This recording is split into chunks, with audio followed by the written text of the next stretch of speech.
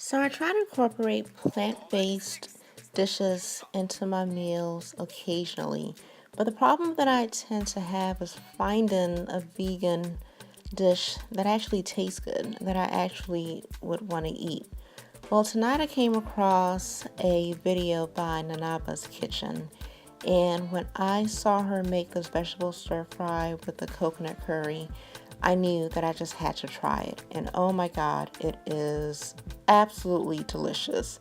So if you want to see my take on her recipe, keep watching.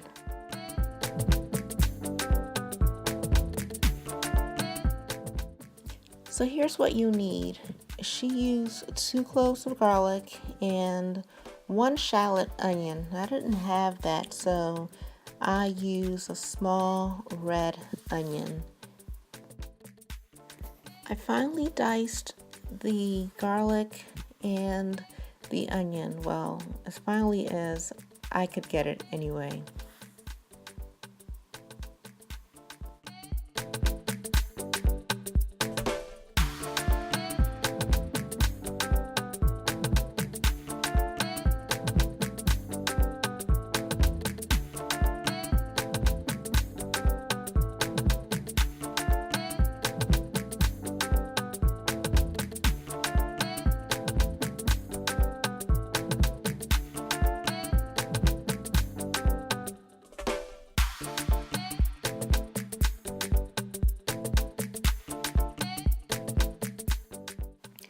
For the dry ingredients, you're going to need 2 teaspoons of curry powder, 1 teaspoon of turmeric, and just a word of caution with the turmeric, it stains everything, so be careful.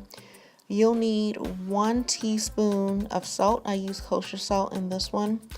1/6 of a teaspoon of garam masala, and she used 1/4 of a teaspoon of freshly crushed black pepper and 1/4 of a teaspoon of aniseed. Now I didn't have any aniseed, so I used fennel seeds instead.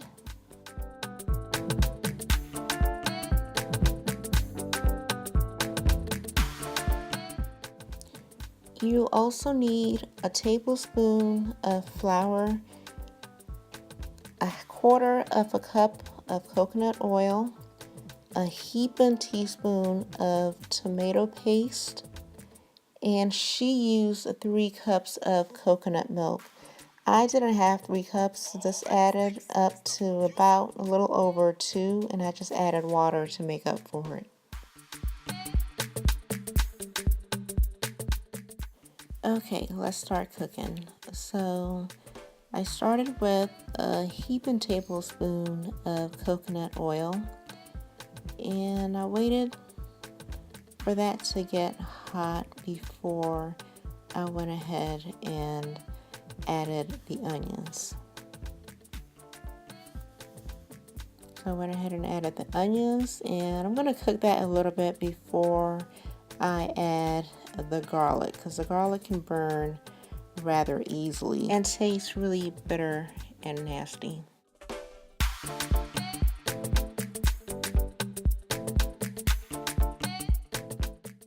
Now that the onions are cooked through, what I'm going to do is add the garlic and then add all of my dry ingredients.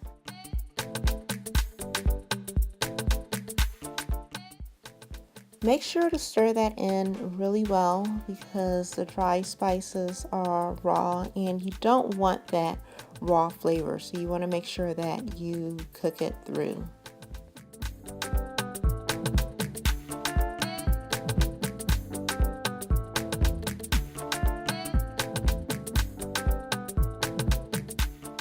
Now I'm going to go ahead and add that heaping teaspoon of tomato paste, and again I'm going to make sure to cook that thoroughly because I don't want that taste of the uncooked tomato paste. That is another very bitter, tangy taste that I don't want. So I want to make sure to cook it through and get the sweetness out of it.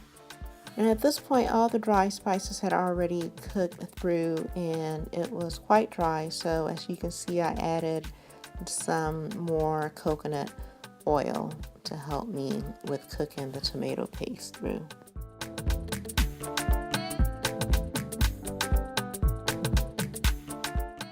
Now that the tomato paste is cooked through, I'm going to go ahead and add that tablespoon of flour and cook that through as well. So now I'm going to go ahead and add some more coconut oil. Now that all the spices and the tomato paste are cooked through, I'm going to add the 3 cups of coconut milk and let it simmer. A little later, I'm going to add the rind of a small lime and continue to simmer it on low heat. Now I'm going to place a lid on the coconut curry and move on to the vegetables. Now she used fresh vegetables, but I had frozen vegetables available, so I'm going to go ahead and use the broccoli stir fry and some of the sweet corn. For the stir fry, I'm going to start with a tablespoon of coconut oil. Then I'm going to add to that some red onions and stir that through for a while. And here's the footage of the rind of the lime that I added to the coconut curry. And then I'm just going to let that continue to simmer. Now back to the stir fry. My onions are cooking, and after the onions cook for a little bit, I'm going to go ahead and add the rest of the vegetables.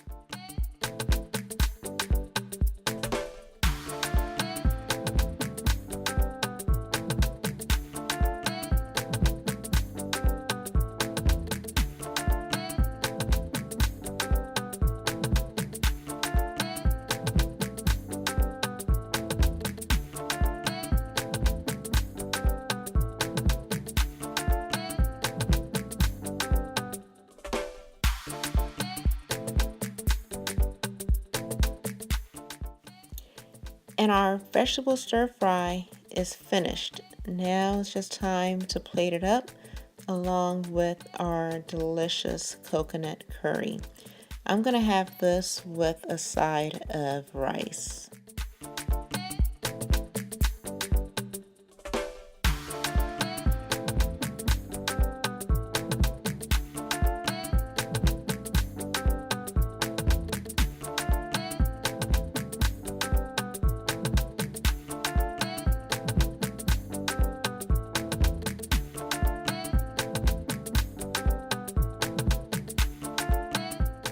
Now it's time for the moment of truth. Now we get to taste this meal and find out whether it tastes as good as it looks.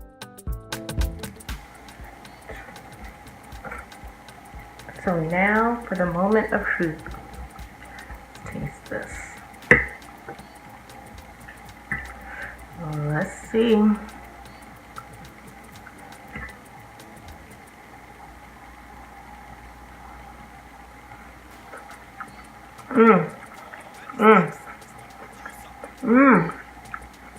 Oh my god. Oh my god. This is so good.